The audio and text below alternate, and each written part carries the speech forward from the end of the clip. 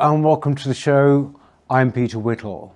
Now, I'm delighted that my guest this week is, I would call her a friend of the channel, Lionel Shriver, a novelist and indeed columnist.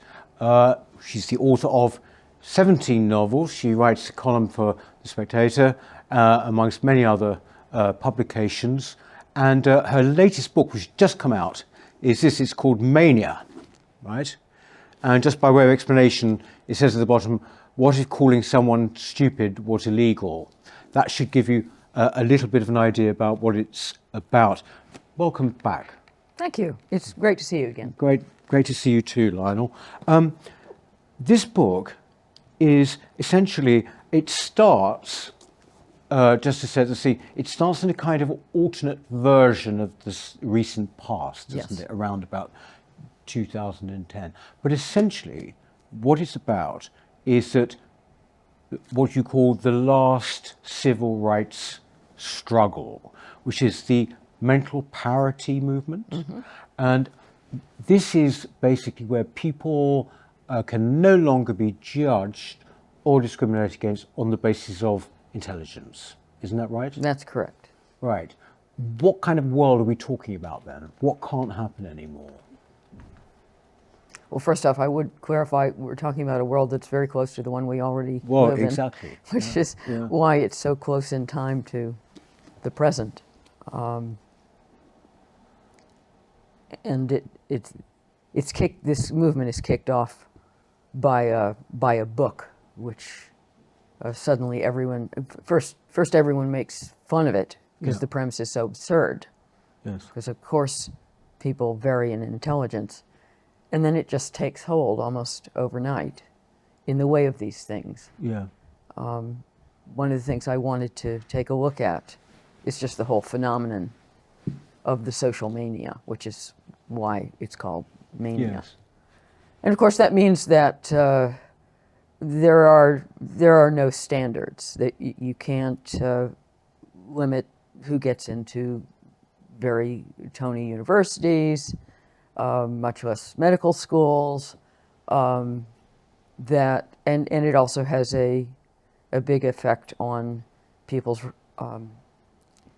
daily discourse, because of course it's one of the only insults we're currently allowed to fling at each other. You idiot. So these are outlawed, are they, essentially? Yes. In fact, my protagonist, who's a lowly instructor in the university, and she teaches English, and in one of her courses, out of sheer mischief, she assigns Dostoevsky's Guess What? yes, she's an idiot. And it's an outrage, and she almost loses her job. Yes. That should give you a clue. It's a playful book. It's a fun book. It's dark in a way, but yes, as the trite flap copy phrase has it, it is darkly comic. Well, yes, I'd say pretty dark and entirely plausible. I think so. I don't think it's that crazy. Because a lot of discussion at the moment is going on, bubbling away in the background, is about the death of meritocracy, isn't it? Yes. About basically how, as an idea, this is falling out of fashion. Yes, it's discriminatory. Yeah. And after all, you have to remember that the word discrimination didn't just used to mean being mean to people for no good reason, but it used to mean being selective in a desirable way. And that's one of the things we're increasingly no longer permitted to do. And I think one of the reasons that this ideology that I created is plausible is that the left is so utterly consumed with this notion of what they call social justice, which we used to just call justice. And I think that the left is fundamentally uncomfortable with the fact that we're not all born the same, that's not fair. And of course, it isn't fair. as some people are born dazzlingly attractive, and it's a kind of cheating. Some people are taller than others. Some people are smarter than others. Some people have talents that others lack. You know, being good at dance or having a beautiful singing voice. You know, none of this stuff is fair. Nature is not fair. And I think the left doesn't like that. And therefore it is extremely uncomfortable with any differences between groups, which have to be interpreted purely through the lens of the bad kind of discrimination. What's interesting, in the book, there it is, as you say, there is one woman, is her best friend, who basically goes with the flow of the new orthodoxy, doesn't she? But essentially, I mean, at the very beginning, her son has been sent home for calling someone or saying someone was wearing a stupid T-shirt or a dumb T-shirt. Right. That was no longer allowed, and so there's this. She's called in to speak to the head teacher, or whatever it is. That had the whole ring of truth about it, not on this front as it stands, but maybe on the trans issue as it is now, or any of these. I mean, I was just wondering, Lana, when you started to, you said it around about 2010, 2012. Isn't that when the trans thing took off? Yes, it is precisely when the trans obsession took off. And if this mania is modeled on any other mania, it is probably modeled on transgenderism. I found that movement astonishing. I identified 2012 as the year that suddenly our televisions were blasted with documentary after documentary about little boys wearing dresses, and it became a cultural fixation almost overnight. And it's a little mysterious how that happened, and I'm not sure I'm going to be able to tell you exactly, except that I don't think that it's a coincidence that it was around about 2011 that gay marriage became widely acceptable, and all the alphabet people didn't have anything more to fight for, so the trans thing was their last great civil rights fight. But I found it really disconcerting, and one of the things that disconcerted me about that, the trans movement, is that at the same time that we were instructed that this is important, these people are sometimes discriminated against, it's a big healthcare issue, we also got the message simultaneously that if we are a little uncomfortable with celebrating what used to be a mental illness, we'd better keep our mouths shut. Yeah. And that was astonishing. Yeah. You know, because I was instantly uncomfortable with it. Fine if you are deluded into believing that you really should be the other sex. I mean, yes, you probably need therapy. But I was from the start uncomfortable with the fact that the fixating on I feel like a woman, or I feel like a girl, I feel like a boy, was culturally regressive. Because, I mean, what does it mean to feel like a woman? I am one and I have no idea. Yeah.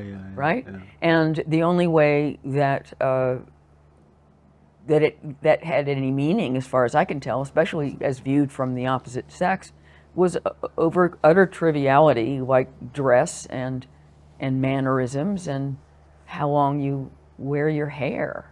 You know. But the irony, of course, of all of this is that it was, when you say regressive, entirely, if you were a kid and you didn't kind of basically conform to what kids, male or female, did, well, you were a tomboy yourself. I mean, actually, you were a tomboy, weren't you? Yes. Could it not have been, Lionel, that in this day and age, if you were 15 or younger than that, They could have put you on puberty blockers or something. Oh, definitely. And furthermore, like any sane adolescent female, I found puberty very unpleasant, and I wasn't exactly thrilled about everything that came with it. And if I had been offered a way of getting out of it, Yeah. I might have taken it. Yeah. Yeah. And I don't really blame these girls, because they are being lied to that being female is an option. When you look back to 2012, whether it is actually in your novel, in Mania, or indeed when it's the trans movement or any of these, people say, oh, well, it's because of social media. Okay, that must play a huge part, that these things travel the way they do, all over the world. But it's not the whole story, is it? Because surely people must be suggestible to this thing in the first place, mustn't they? This particular issue or that particular issue. I totally agree. We're dealing with a human problem, and it's not specific to our time. The only thing that is specific to this era is the mode of communication. And therefore, we can spread a mania more quickly and indeed all over the world in a way that we never could before. But we are as a species prone to delusions. And not only prone individually to delusions, but easily influenced by our fellows, and suddenly everyone believes the same thing, so I guess we should too. It is a social impulse. In fact, my Spectator column this week is about the fact that, well, at least closes on the theory that being a conformist is to your evolutionary advantage. Right. That is, just mouthing the shibboleths of your time, saying everything that everyone else says and claiming to believe everything that everyone else does is a good survival mechanism. Yeah. Right? I mean, look at what happens to people who stick their necks out. They get their heads chopped off. It rarely pays to be ahead of your time or to be an outlier, to say, I don't believe that climate change is a threat to humanity and we're all going to die in the fires of hell. I've seen some graphs that suggest that the temperature of the planet is actually historically rather cold right now. We're still coming out of an ice age. No, that's going to ruin your career. Yes. Right? Yeah. And that's true on all these things. Only in retrospect do manias look like manias. So it makes perfect sense that everyone goes along with it and eventually genuinely believes it. In fact, the friendship I'm looking at in the book, the best friend, Emory, at first she makes fun of the mental parity movement along with her friend Pearson. And then she pretends to go along with it because it's in her career interest. Yes. Right? Yeah. And eventually she completely buys it. Yeah. And that's because I think it's very difficult to be disingenuous over a long period of time. It's very hard to cynically mouth beliefs that you don't really embrace. And, we sometimes ask of ourselves, of the wokesters, do they really believe this stuff? Yeah. And I think the answer is yes. Yes. It's easier. Yes, it is. Do you think there's anything in this view that, because women have been pretty much at the forefront of the woke movement in many ways. And some people say, well, actually women, sexist remark coming up, women are more prone to fashion, or they want to be more secure, they want to be more conforming. Do you think there's anything in that? Yes, these are overgeneralizations, but I'm comfortable making them.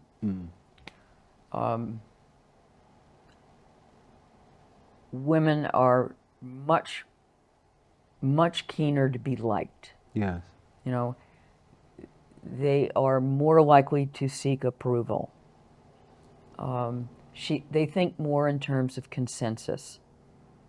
They are risk averse comparatively to men. And in the kind of environment that we're discussing right now, that sticking your neck out is risky. Yeah. It's dangerous. And so, out of sheer self-protection, it's safer to hide in the crowd and say what everyone else is saying, and as I said, you know, eventually just buy into it wholesale. And I guess the whole progressive shtick is it plays on at least the idea of compassion. Yes. Right? Yes. Kindness. Yes, kindness. And at the same time, it feeds the catty instinct. You know, the whole cancel culture thing is very female. Well, quite the highlight, you know, the damaging of reputations, the gossip. It's very schoolyard. Yeah. And that's the way girls act. And they generally do it behind your back. And social media is a great method of doing things, of hurting people behind their backs. When I said at the beginning that this was highly plausible, I had in mind the whole kind of thing we have at the moment, the diversity, inclusion, equity, DIE, or whatever it's called. I like spelling it DIE. DIE, yeah. But equity is a form of this, isn't it? I mean, it's equality of outcome. It's more or less saying, well, you know, when you give people equality of opportunity, then essentially, you know, you're going to have essentially an uneven field after that because people go up and down to different levels. We can't have that, so we're actually going to have something called equity. So really, this is just the logical conclusion of it. It's a book about equity.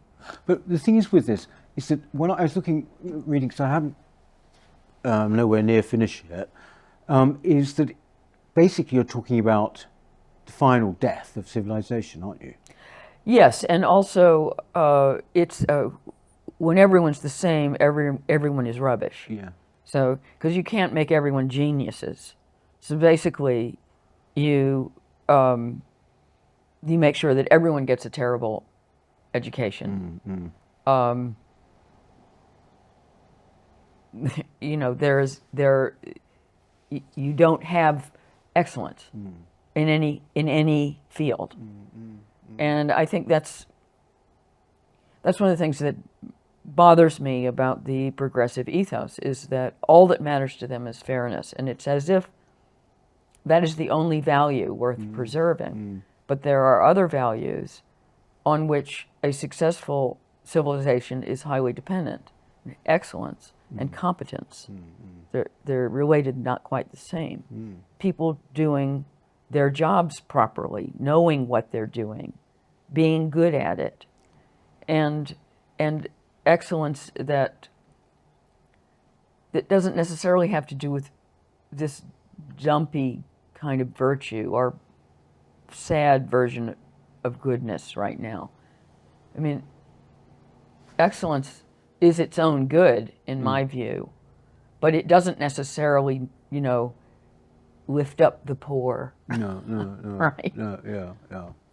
A beautiful building, right, is a good, in my mind, is a good all by itself.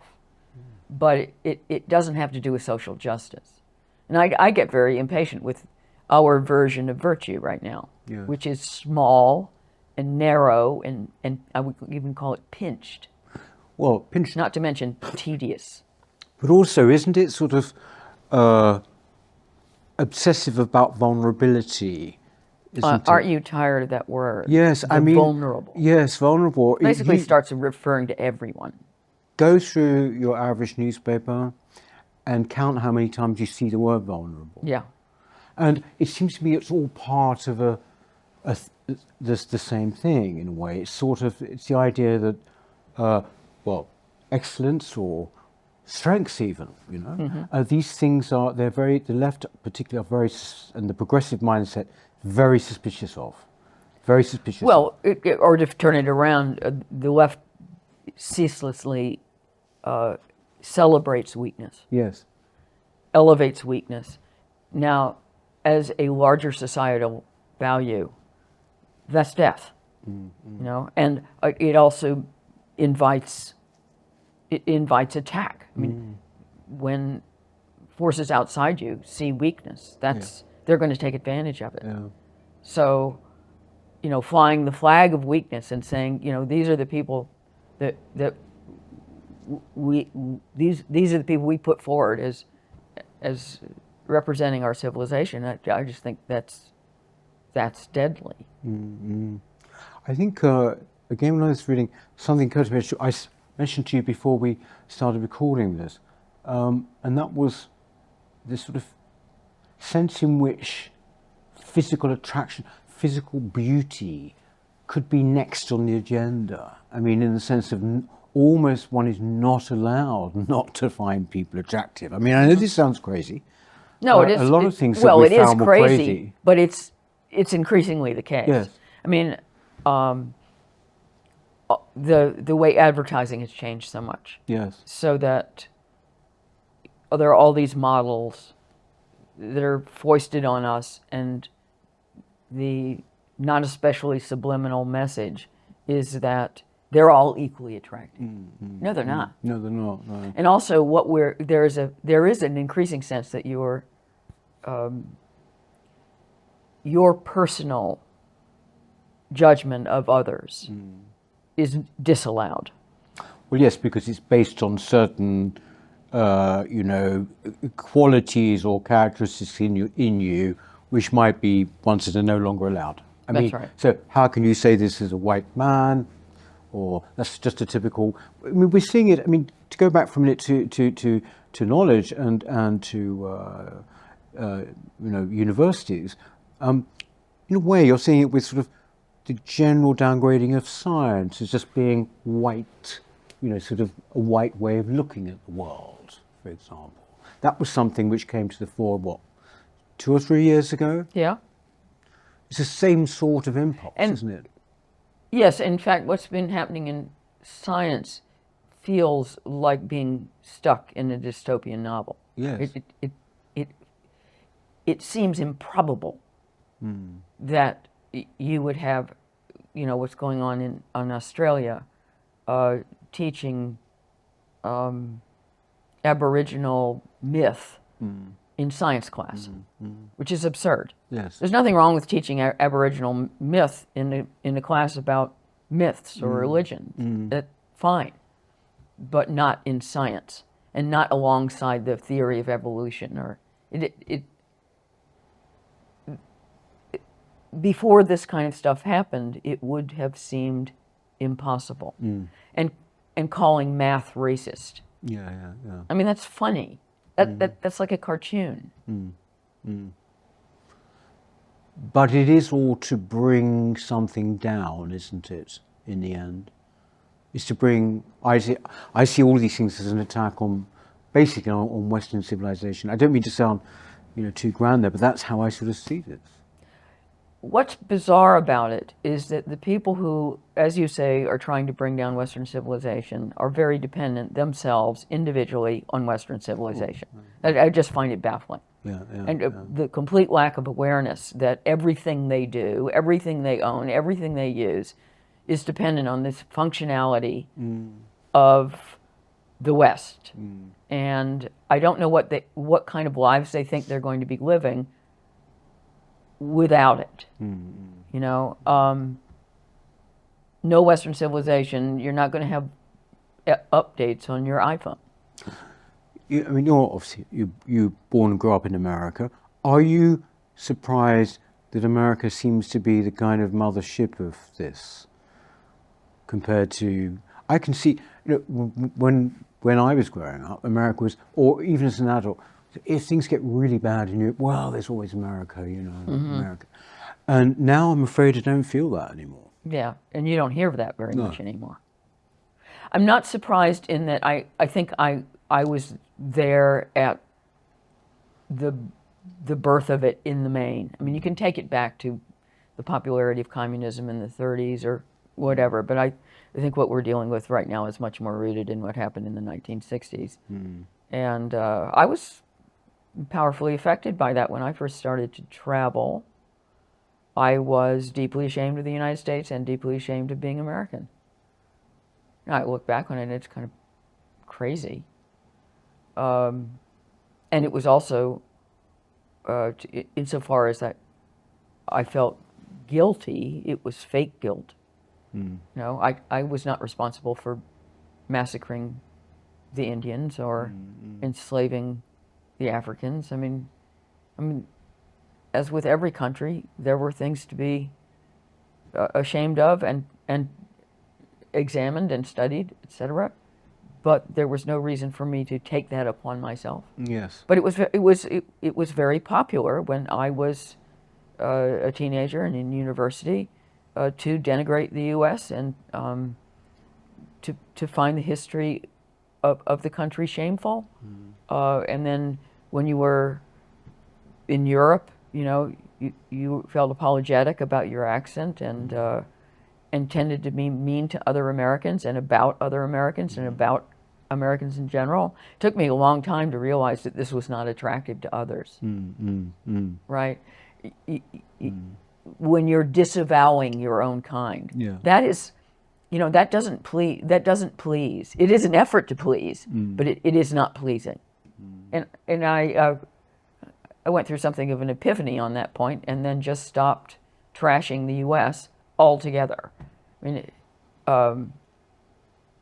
that didn't mean that I got on board with everything politically that the U.S. was doing, whatever. But that kind of cultural disavowal and embarrassment about my accent, I put that aside.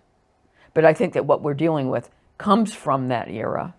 And one of the big changes is that in the 60s, I learned to be ashamed of my country, but I was still in a tiny minority. You know, we misremember the 60s. Oh, they're all long hairs and hippies and it was nothing but peace and love, and you know, those are the pictures we've got. But the truth is that most people weren't a part of that. Republicans were in control. It was still, in the main, common to be patriotic. And that made it possible, the luxury of being anti-American as an American, because it was a minority position. Now it's a majority position. Now it is the mainstream view of the country within the country. And that is unsustainable. Well, I suppose that's one of the things I feel saddest about, actually. You know, because in this country, as you well know, the British don't go in for flags, the British don't go in for X, Y, and Z. The attraction of America was that lack of shame. You know, it was that confidence, and it was all of those things. That's why I feel so sad that I feel that America is lost to me, is that it's no longer, in fact, you put it very nicely, it is no longer the ruling culture. It's no longer, there are pockets, aren't there, of maybe what we might like, but it's not it doesn't inform the whole anymore. Well, the anti-Americans are in control. Yeah. So it almost doesn't matter how the main of the population feels. The institutions are completely controlled by the progressive left. The weird thing that's happened with Britain is that you're right, that the culture originally has always been rather humble, very quiet about patriotism, which is different from not sticking up for your country when you're required to. But yeah, not big flag wavers.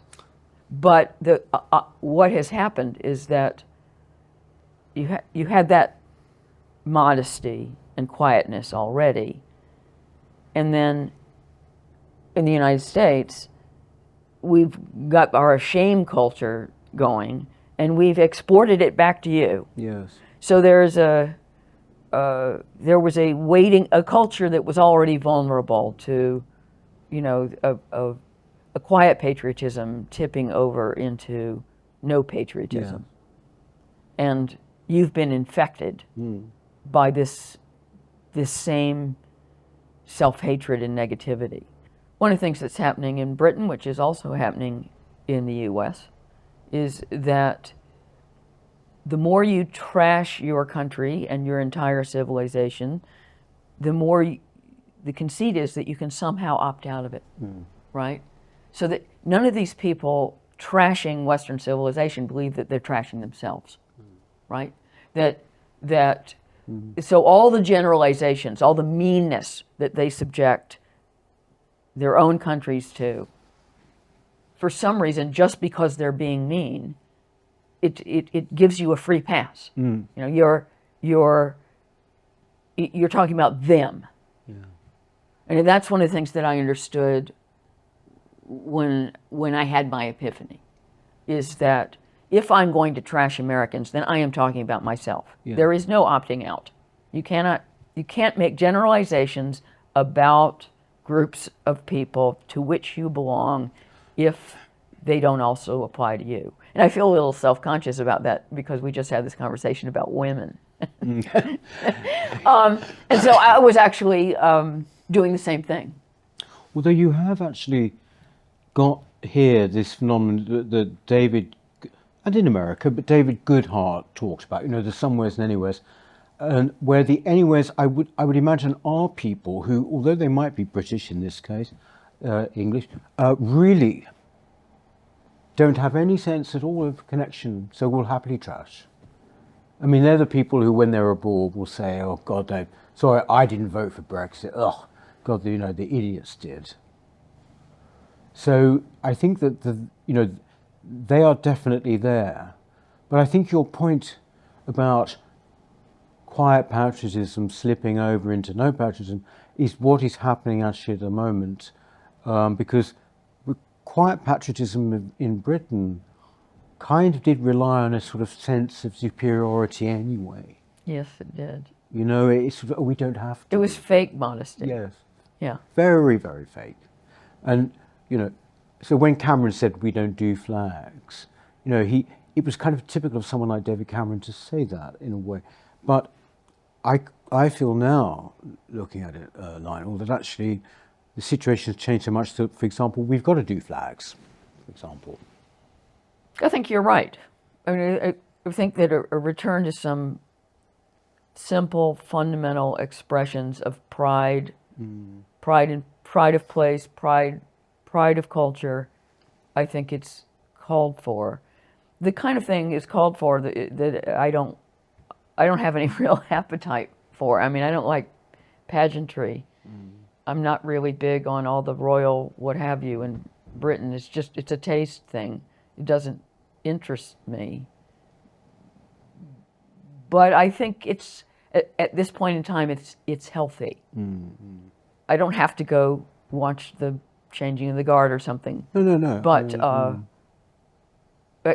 at this point, I would say, the royal family is probably good for this country, and I would if I were you, I would hang on to it.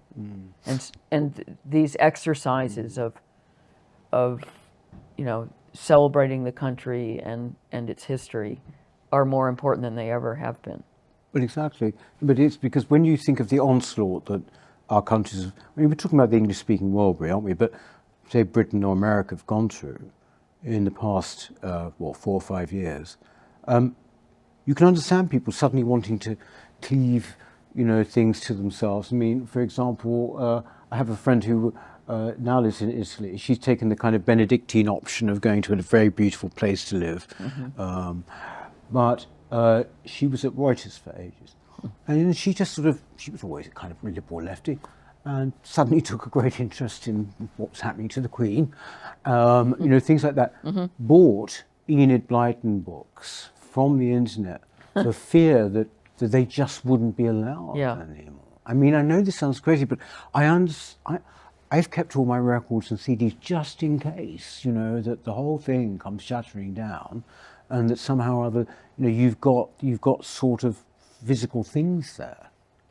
Well, something seems more precious when it's endangered. Yeah.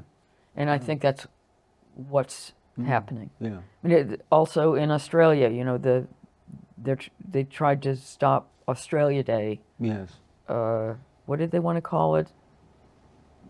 You Oh, know, it was just a word, it was just it wasn't even a name of anything. yeah, they actually had a new name for it, which was, you know, take over other people's land day. No, I get the picture. No, it's exactly it. No, it is. It's pretty much.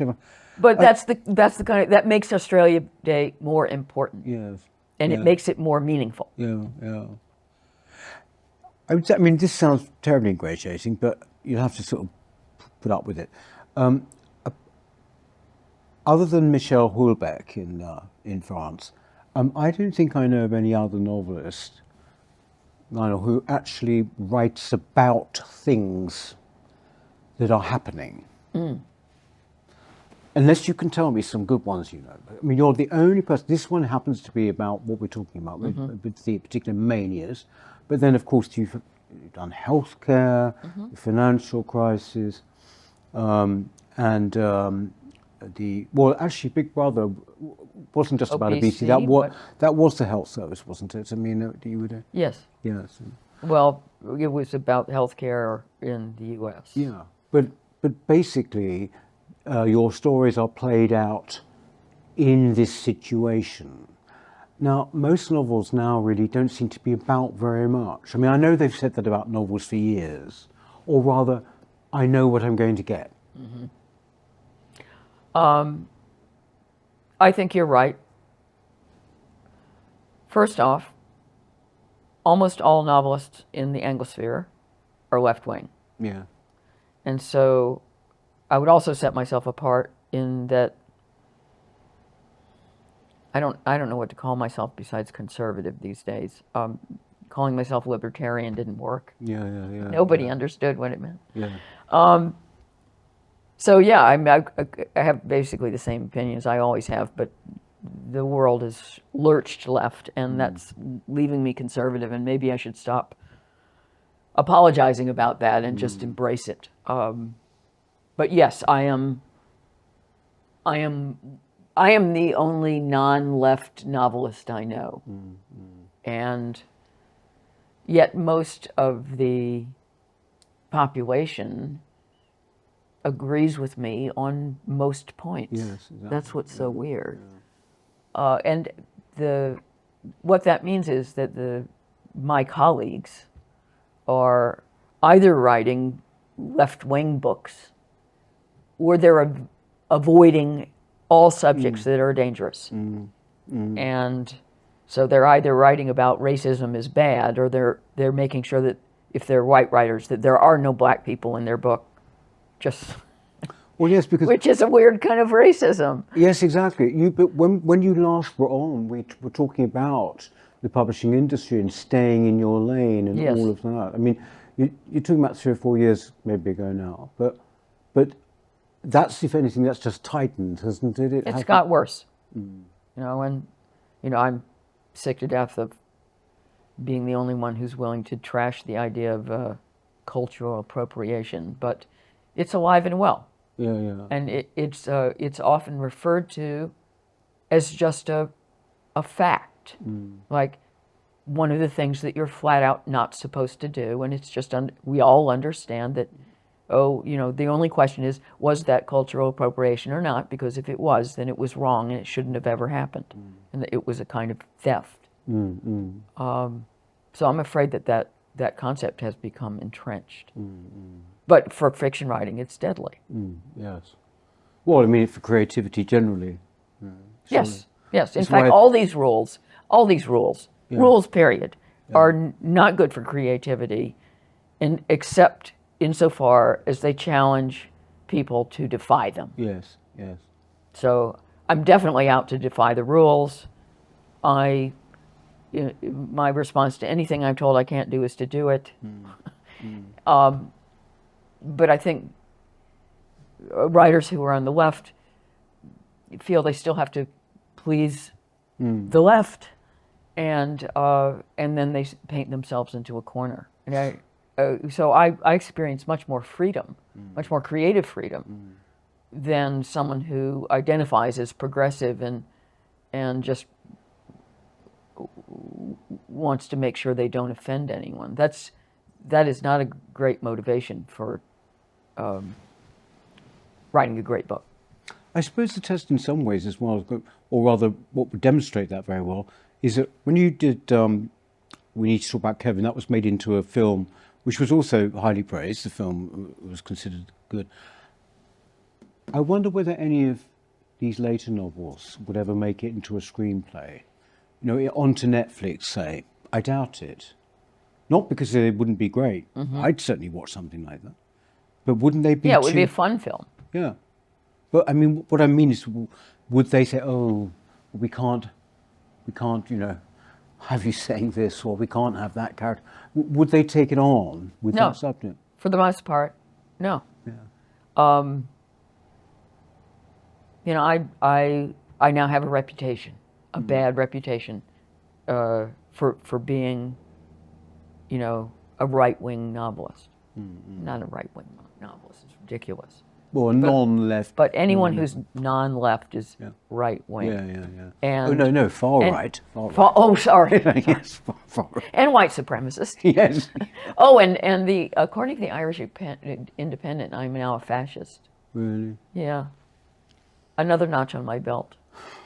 But what that also means is that because the creative institutions are controlled by the progressive left, that there are lots of opportunities I'm not going to be given.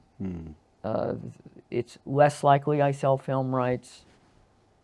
It's less likely I get invited to various international literary festivals. Does that bother you? Not keenly. I've been to most of them already. Yeah. Right. There's a certain amount of bother. And one of the frustrations here is, of course, I don't have any evidence one way or another, the degree to which I'm being discriminated against. And of course, I could be misinterpreting a certain amount of silence, and maybe I'm just old hat, or everyone hates my work for perfectly legitimate artistic reasons. So, you know, It's none of those things. yeah, is it? it's so, but I'm aware of the fact there's a self-interest in determining that maybe I'm not getting as many invitations as I used to because I'm political persona non grata. But I have my suspicions. Yeah. You take on some pretty, not just in the novels, but in your columns, in your some of your writing about immigration, for example, is I can't imagine another writer, non-journalist writer, writing that. You know, just talking about how this is just an impossible situation we've got.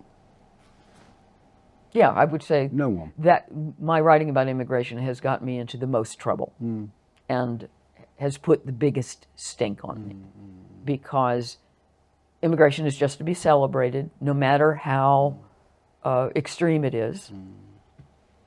And I don't feel that way. You know, I think Britain's culture is being threatened by a massive influx from very foreign cultures, and it's rapidly not the same country. If you take culture seriously, you have to take immigration seriously. For some reason, white people are told that they can't take their own culture seriously, but only other cultures, which are being not Western, are necessarily good. Sweden is discovering that Yes, that's exactly. not necessarily true. Yes, exactly. And in fact, in Sweden, some of their senior politicians in the past have said the most extraordinary things about incoming cultures. You know, we're just jealous of them, things like that, because they have they're bringing us stuff we don't have any. I said, hello, wait a minute, you know, what happened to Ingmar Bergman? What happened to Biedermeier? What happened to whatever? You know, I do feel. I mean, obviously, you're in Portugal. You live in Portugal now, don't you? So Yes. You're looking at this from. I suppose you feel you're looking at Britain from the outside. Not really. Well, no one does anymore, You know, because you've got the internet and all of this. I read all the same stuff I Yes, always did. Yes. I have the same friends who are still here. Yeah. No, I lived in the UK for 36 years, and therefore I'm going to carry this country with me wherever I go. I'm stuck with it. I do think with the immigration thing, actually, most people would completely agree with what you've written about it.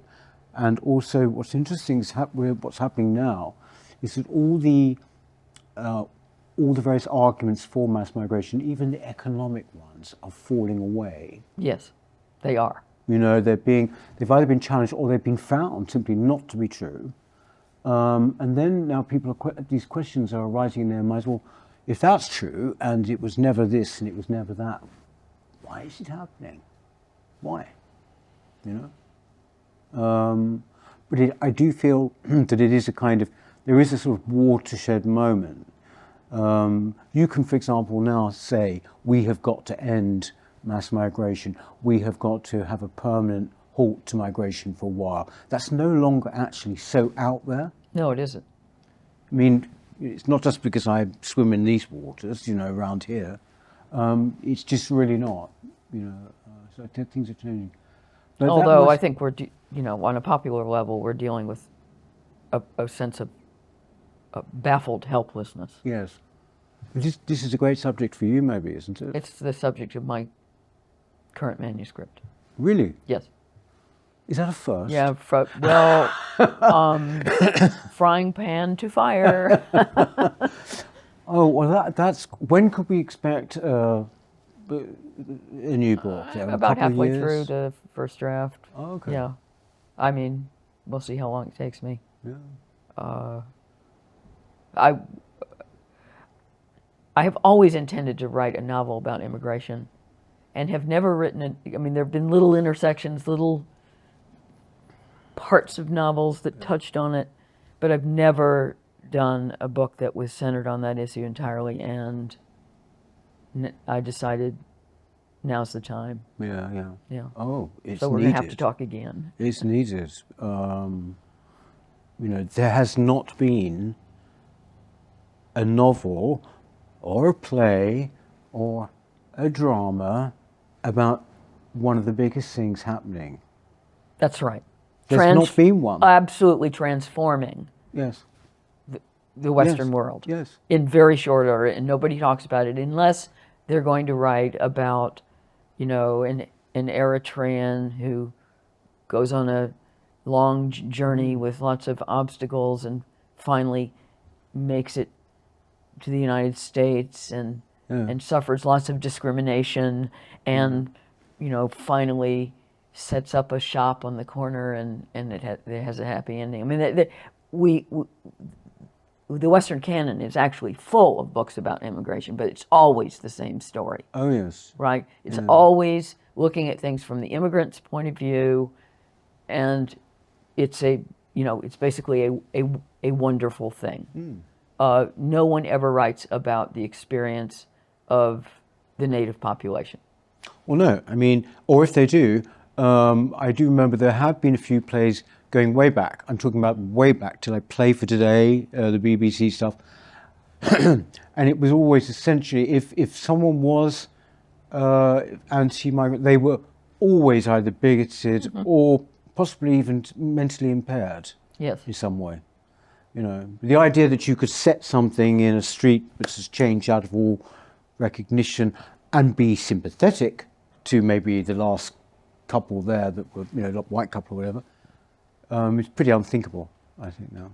Yes. So you're doing it. So you're doing I'm going to make an effort.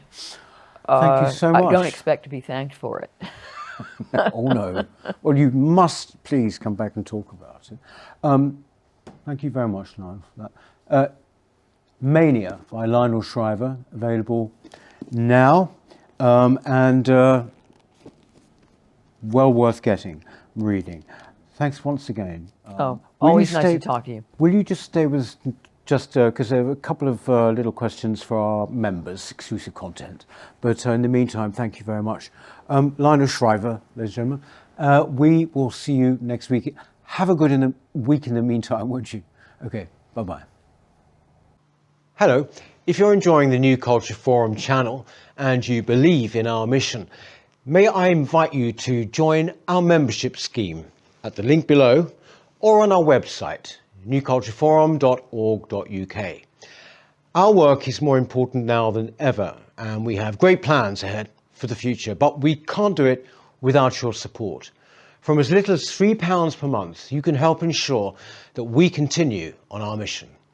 As a member, you'll receive a range of benefits, including access to exclusive content, invitations to our private events, including here at our studios, free copies of our books, and much, much more, including, of course, our famous NCF mug. If you aren't able to become a member, then please help us by clicking this button and subscribing to our channel. It's completely free. Just remember to also click the bell icon so that you can get notifications when we post new videos. Thank you.